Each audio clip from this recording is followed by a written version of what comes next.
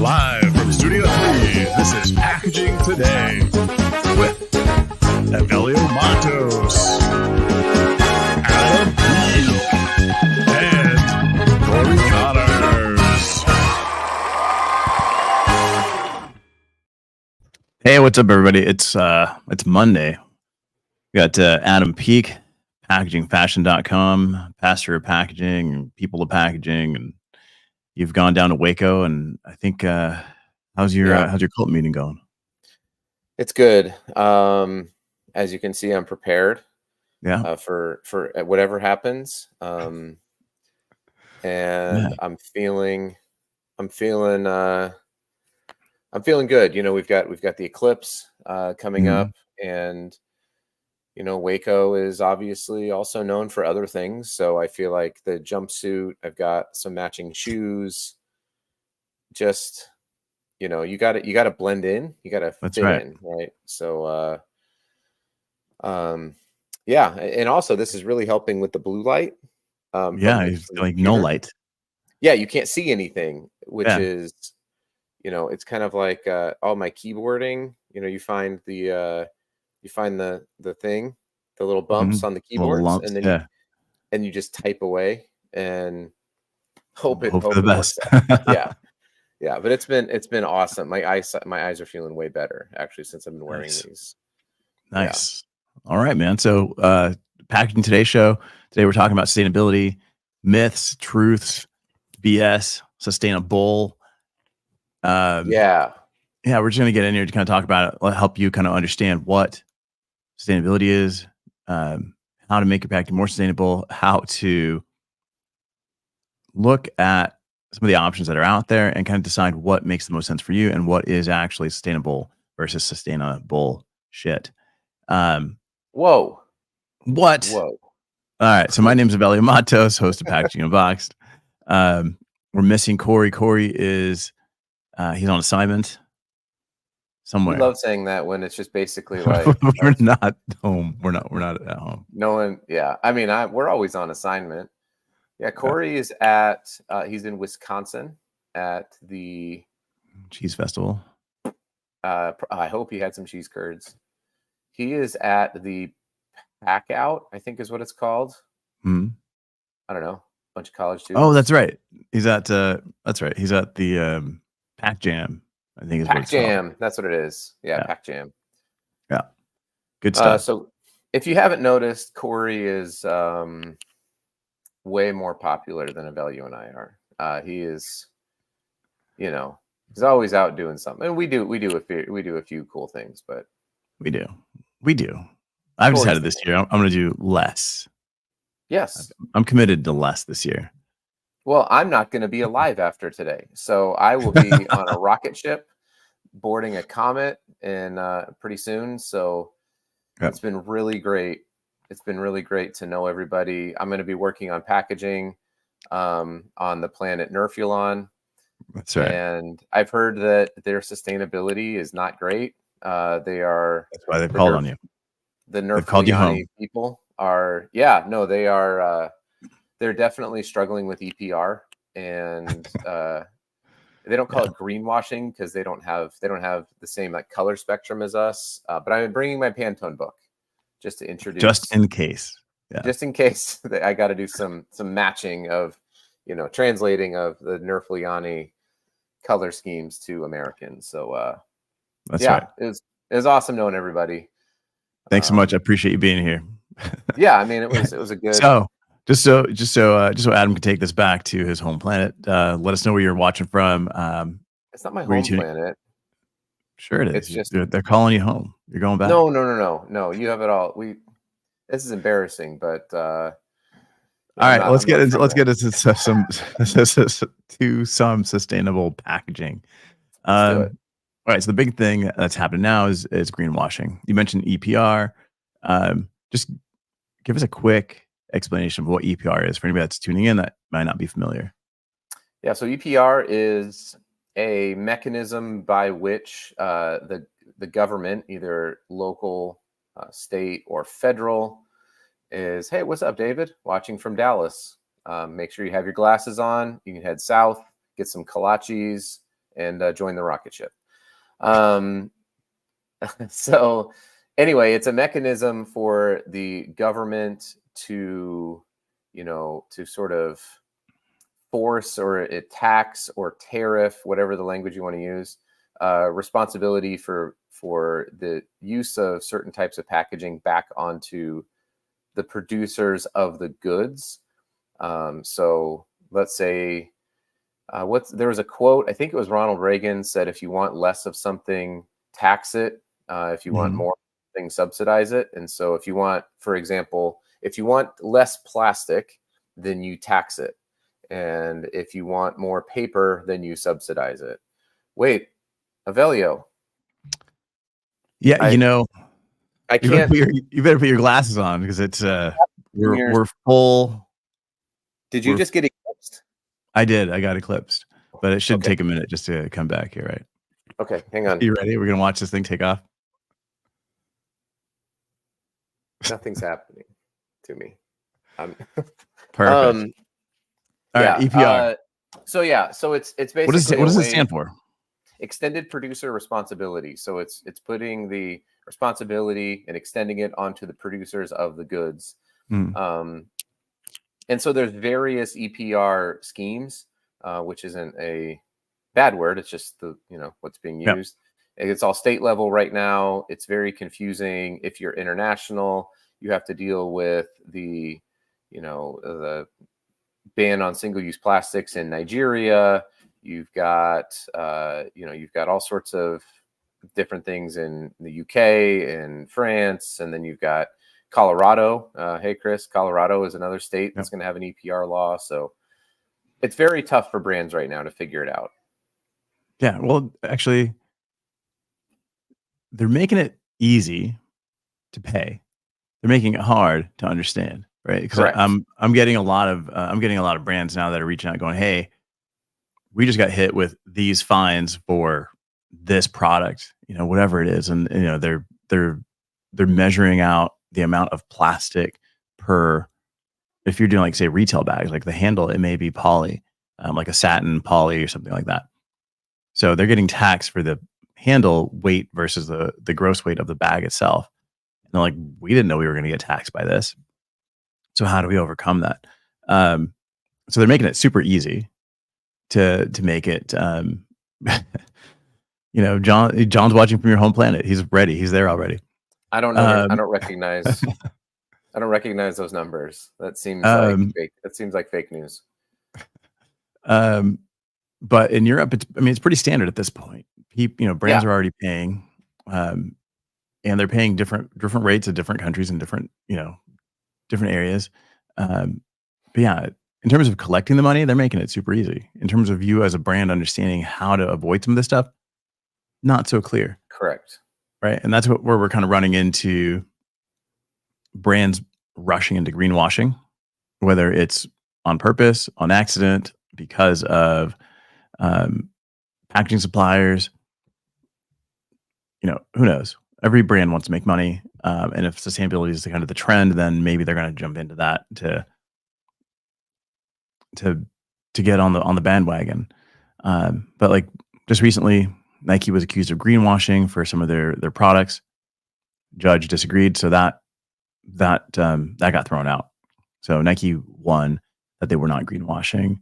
Currently, New York is suing the biggest meat company out there for greenwashing, and we're seeing more brands being sued for greenwashing. And these are lawsuits that can be brought on by consumers, pretty much by anybody. So as a brand, it's really important to make sure that you understand what's going on. So how do we understand? So how do we understand what we're doing as a brand and what materials we're choosing and why we're doing this? So let's pick a couple different products. And Adam, you kind of tell me how you would get started, right? If we're doing, first, say, we need to start with Luke Frazier's comment because I don't understand what a crispiest audio video setup is, but that's right. I have the crispiest audio setup. What is crisp? I don't. 100%. Congratulations. Oh, you're freezing. Luke. What? You froze. So I, you don't have the crispiest audio. no, definitely not. Um, Not in Waco. Not a few hours before I leave the planet. that's right. Yeah. Uh, Okay. So let's pick some greenwashing. products. Okay. All right. So, all right, let's talk about if we're doing water, right? If you're doing water in packaging, what would be the most sustainable? What would be the first step? So I start with the most, maybe not overlooked, but the least sexy part of sustainability, which Mhm. is like, how is it going to protect the product, and what is it you're trying to accomplish? Mhm. So, like shelf life is often something that is or the quality of the water, right? So, does it need to have certain barriers? Is there a certain film? How is it going to be shipped? Where's it going to end up? What's the purpose of Yep. it? That kind of stuff. So it's hard to just say like, well, what's the most sustainable way to package water? It's Yeah. probably in a hose from your backyard. I don't know. I mean, because anytime you start shipping water and you start packaging it into smaller things that are, sort of single use, you're probably already taking a step away from the most sustainable source of water, which is just, I don't know, the well. Uh, Yeah. so, whether or not clear PET or aluminum or boxed water, or they're all going to kind of fight to say like, well, ours is the most sustainable. Yeah. And I think there's So not a you're clear saying answer. if you're really looking for sustainability in water, then we shouldn't have to package it because it's available. Correct. Yeah. I Yeah. mean, but also I have appreciated, for example, when I've gone to India Mhm. and have been told we don't have the greatest, clean water facilities. Like you can't even, you're not even supposed to brush your teeth with the water that comes out of the faucet. It's good Yep. for cleaning hands. I've appreciated in those circumstances having water available. But I do think a lot of that, from when it comes to water, is a cultural shift away Mhm. from single use, just having water bottles, and back to the other thing. But on the other hand, right, like Stanley cups are everywhere. So it seems like Yeah. this weird thing where everyone's buying Yetis and Stanleys, and Mhm. there's this big growth of that. And then you also have the growth of canned water and boxed water. And it's like, man, we sure are drinking a lot of water, or at least we're buying a lot Yeah. of it. Well, here's a post from, I don't know how else to say it, right? But somebody that people in packaging love to hate. Is it me? It's me, isn't It's it? not. Ah, But hang on. This post here oh from yeah, um from from Chris. Krista Armit, right? And a lot, people, man, how do I get this in here to see it? Um, Krista Armit, talks about this liquid death post here, which, they're focused on murder your thirst, um, and killing plastic, right? But one thing that they don't make any reference to is the fact that there is still plastic in aluminum cans, right? That aluminum is infinitely recyclable, which it's technically not. Um, but then the fact that it's completely um, plastic free and that it's eliminating plastic, right? So technically, this could be construed as greenwashing, Yeah. because it's saying one thing, but the reality is something completely different, right? And that kind of goes back to the point of greenwashing and what your messaging is, right? And I think, the point that you're making about water being available, putting it in cans or putting it in boxes. I spoke to the Box Water is Better company a couple of years ago, and their big claim was, well, we can put it in cans or bottles, but now you're shipping air, right? Because if you're shipping cases of this that are empty to go get filled, it's not sustainable. When you put it in the boxes, it collapses. You can ship those. It takes like one container versus 4 containers for the same amount of product packaging. Then when you fill it, then it's the same thing. The fact that it's Hmm. square, collects better. I'm not a fan. I don't think box water is better. It's actually worse. The taste is worse, but then you can't recycle it because that material has like multiple layers of fiber, plastic, aluminum, you know. So then it's unrecyclable, even though there's claims that it is recyclable, but Yeah, I I've think yet to it's like find anybody that does it. 60% of US households have the Mhm. opportunity to recycle it, and you can go, there's a website, I can't It's remember like what it Tetra is. Pak. It's like Tetra Paks, yeah.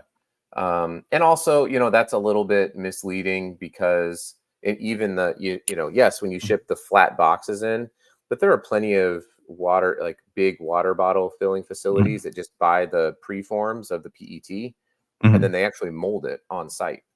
And so they mold it and then they fill it. So So there's no shipping. if it's going to be the transportation, it's like, well, they're probably getting 100 to 1 and some of those things relative to your Yeah. whatever the number is. Yeah. But I mean, that's what I would say.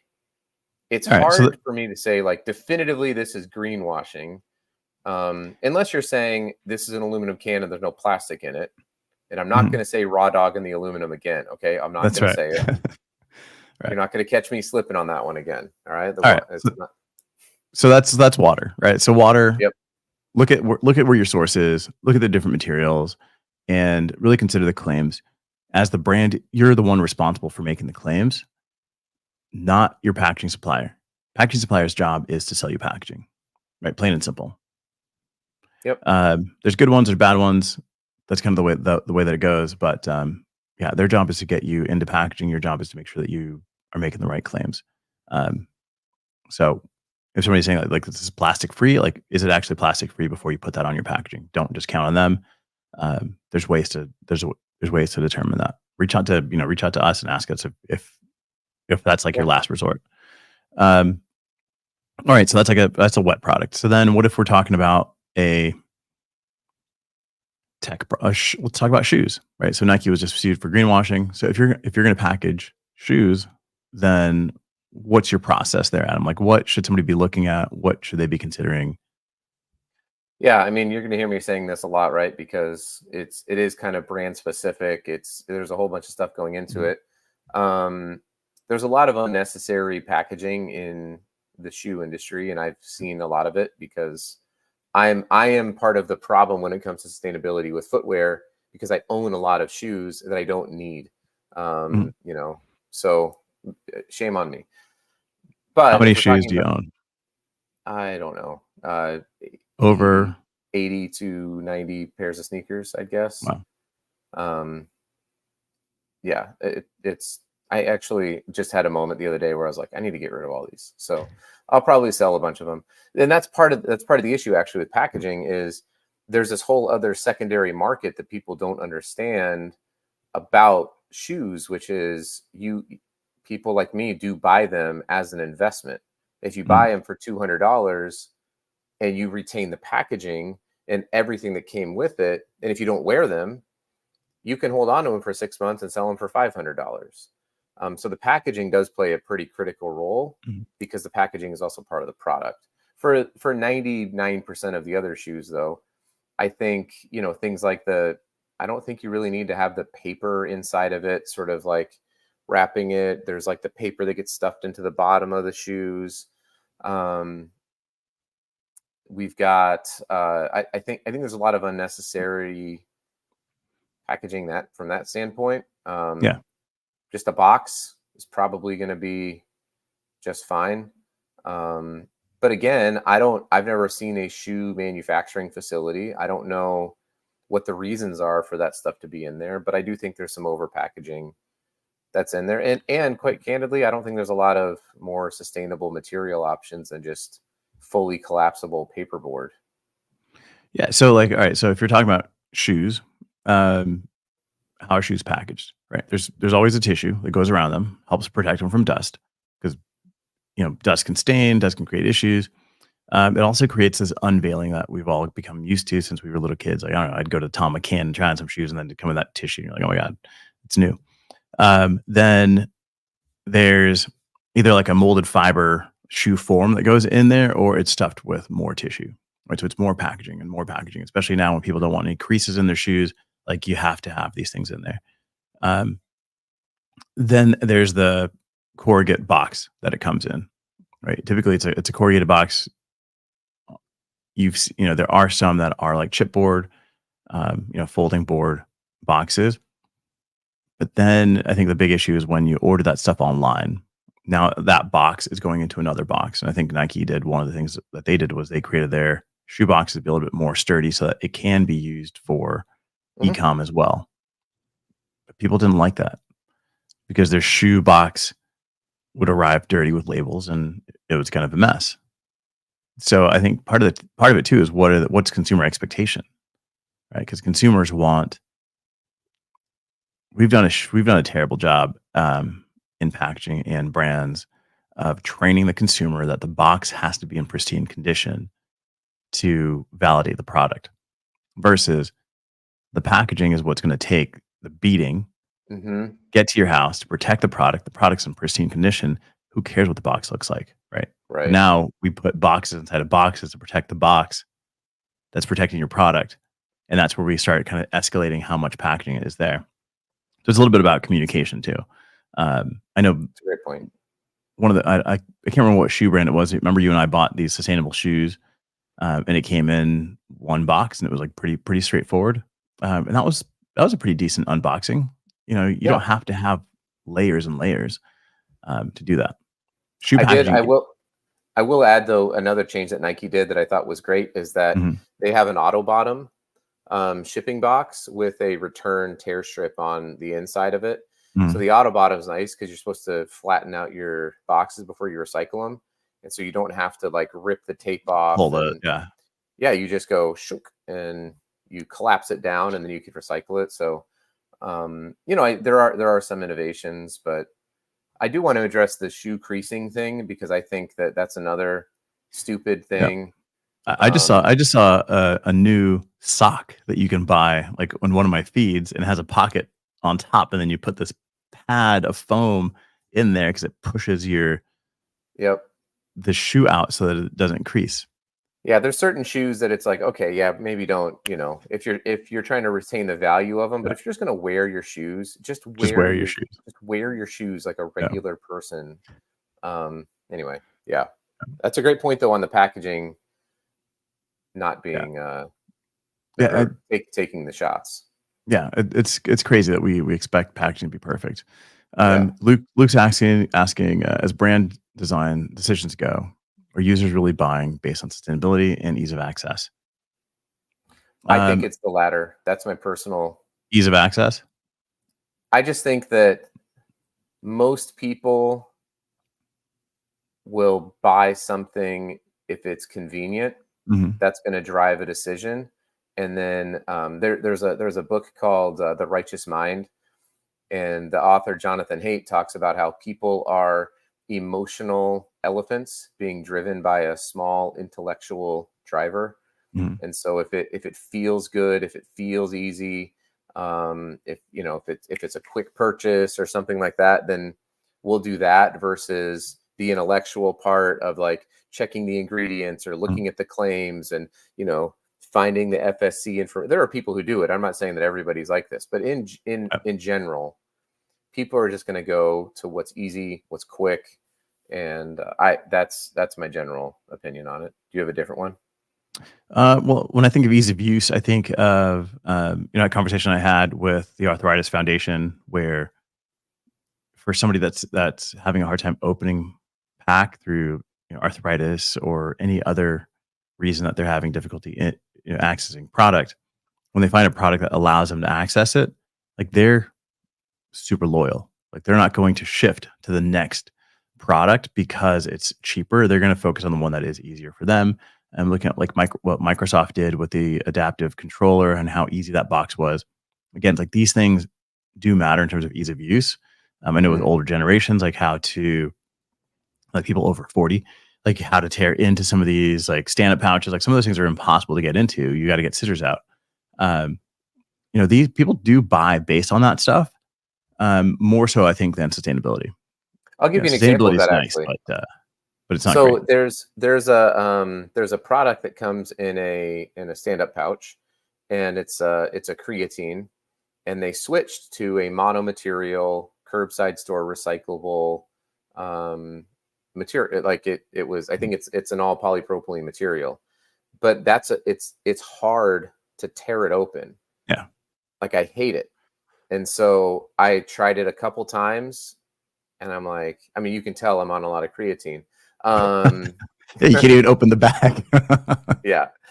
But it's not that. It's just that it's like it doesn't open cleanly, and you always got to go out and get scissors, and so I was like, I'll just try something else, and I switched to the rigid container because I was like, this is easier to, the price point was a little less expensive, and people care about access. Matt makes a great point here. Product should be the focus, sustainability, right? Like the packaging is such a small percentage of the overall volume of the product that if you make a better product, that's going to outweigh any, the packaging for the most part. We got here from Thomas Grinnan from Richmond, VA. Shoe packaging, green scanner, download the app. Oh, he's selling something. All right. So then if we talk about apps, there's Scrap, which is an app that actually allows you to scan barcodes and will tell you what is and what isn't recyclable. Well, it'll tell you if it's recyclable in your area. In your area, right? But there's a whole database that's being updated constantly, so you may not, it may or may not show in your area. But Scrap. I mean, I'm happy to check out Thomas's green scanner app. That's fine. I don't mind people coming on here and sharing what they're working on. But yeah, I mean, it's I think you're absolutely right. It's consumerism. I mean, I can't imagine how many AirPods are purchased because somebody loses them, right? Or they break down. Those things, I mean, sorry, Apple. They must break every 5 months on purpose. I feel like there's always, like, I have teenagers in the house, and it's always like, oh, my AirPods are broken. And I'm like, well, you have to go get a job now. Right. You don't need these things. But it's crazy. They get lost or broken all the time. So just making better products. Yeah, good point, Matt. Definitely don't mind you coming on here if you've got some good solutions to post. I'm just not going to read anybody's stuff as ads. No, I understand. So real quick, just some of the myths that we hear out there in sustainability. I think one is aluminum is infinitely recyclable. Right, that claim in of itself isn't true. Well, the only I did talk to somebody. I had Brandy Parker on, and we talked about that a little bit. And she said, well, the reason is because it's an element in the periodic table. So where plastic is not in the periodic table, aluminum is, and so aluminum theoretically does not go away. Like it will. You can just keep. It will always be aluminum, right? It's never going to not be aluminum. And I'm like, I totally get that. But the implication is, that this can is infinitely recyclable. And that can, as it's constructed, is not infinitely recyclable. That's my problem, right? Honestly, if something says this is 100% recyclable, I'm like, you can't even make that claim because you don't know where that's going to end up. It may not be recyclable in that area. So saying that something is 100% recyclable still is probably a little bit misleading. Infinitely recyclable is like getting into metaphysics. But even with a can, it's not 100% recyclable, right? Because the aluminum part is what's being captured for recycling. The plastic's being melted off, so that's technically not being recycled. Right. And there's going to be loss of aluminum. I mean, of course, and that's where it gets kind of crazy. That's where it gets kind of iffy, is that we're seeing these lawsuits happening. People are being super focused on semantics. And that's where, as a brand, you have to be really careful with what you're saying. And I'm not a lawyer, so you have to go find yourself a lawyer to talk through with some of these things. Don't count on your packaging supplier for this, because they're not in your area. They're not running your business. And you have to be the one that really kind of looks out for this.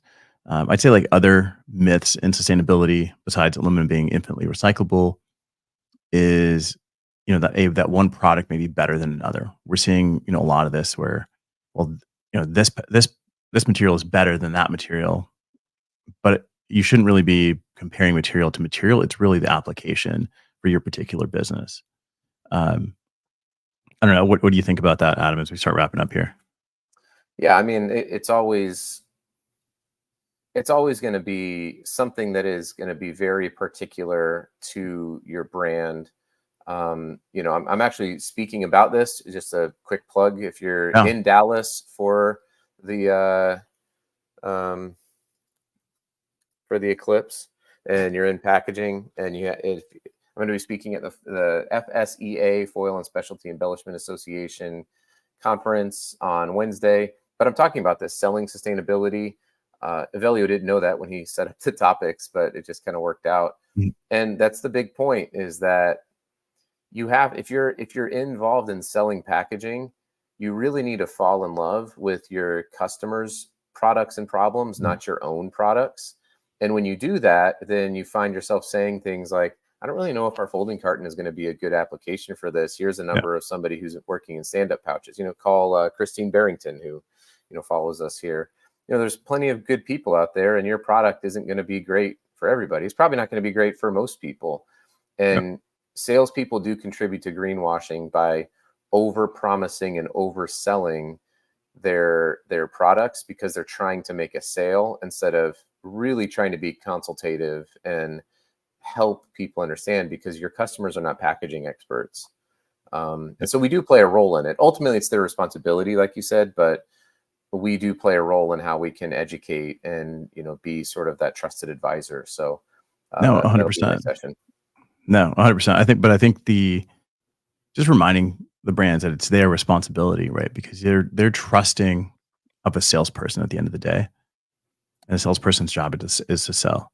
Not that they're all bad or they're all good. It's just you do have to take that responsibility on yourself as a brand to vet, to your due diligence. Otherwise, you can get yourself into some of these issues. The last thing is like FSC certification. Would Adam, FSC certification, is that something that is a must if you're looking for sustainable packaging? No. I mean, it's not bad. It's not. It's just a certification, right? SFI is another certification. Yeah. So if it's something that you want to be able to report on, then yeah, have the certification. But I've said this 1,000 times. Nobody is more financially connected to reforestation than the people who are relying on forests to make their products. So, they will literally go out of business if they are not planting forests and making more and better trees that can make better paper. There's an actual financial incentive there. And so, I don't know, there's companies like Print Relief that are doing some cool stuff where they're not reforesting just for the sake of lumber. They're reforesting in natural habitats to increase the amount of trees that we have in non-forested areas. So there's cool things that are out there, but to me, it's if you want FSC certified paper, almost any folding carton company is going to be able to do that. Cool. Or all right. And then what's your take on offsetting? Buying carbon offsets? Oh goodness. It's the best viable solution for a lot of companies right now, but it's far, far, far, far, far from perfect. Carbon accounting is a mess that I don't really understand. But I applaud company. I mean, Myers buys carbon offsets, and we are very open about the fact that it's our path towards 100% carbon neutral manufacturing. It's really hard to get there, and so that's part of our path. But we would like to not rely on that. So yeah, it's not your only path. No. Yeah. If anyone says like this is what we do, and it's 100% buying carbon offsets, then it's kind of like, it's great. Yeah. It's okay. It's sort of like FSC, right? Like in my brain, it's like it's okay, it's fine. Yeah. But there's a whole world of people that would disagree on carbon offsetting. Buying off the market, and where are they buying from? And I don't know. It's an argument that I'm not educated enough to make. Yeah, I'm not definitely, not a huge fan of brands that are out there focusing on carbon offsets as their main way to reduce their carbon emissions, because that just allows you to make whatever you want create as much waste as you want, and then you can just like buy your way out of it. Yeah. You're not helping. I know when we've had like forest fires in California, some of those forests were some of those carbon capture forests that have been replanted. All that carbon's released, but you still, as a brand, even though if there's like no trees left, you're still getting credit for that, which doesn't make any sense, right? Because you're no longer offsetting; it's gone, but you're still getting credit. So again, things that you've got to look at, things that you have to vet, ask questions. Like I said, if you've got any questions on your own packaging, you can reach out to us, Cory as well, who's on assignment. He's got the Packaging Today helicopter out there. Look for him up in the sky. By the way, I just noticed that don't look up in the sun. Don't look up at the sun. You're not allowed. No, don't do that. Yeah. But I just noticed that the shadows from my glasses frames make it look like I'm crying tears, or that I have like tattoos. I thought you were crying. I thought you were like sad. Silver Eyes Cody? What was his name? The guy that would have one tear when he was talking about pollution and waste in the old school commercials.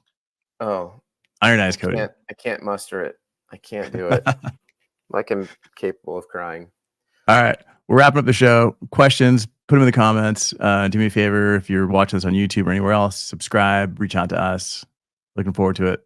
Don't look at the sun. See ya. Nope. Live from Studio 3, this is Packaging Today with Evelio Matos.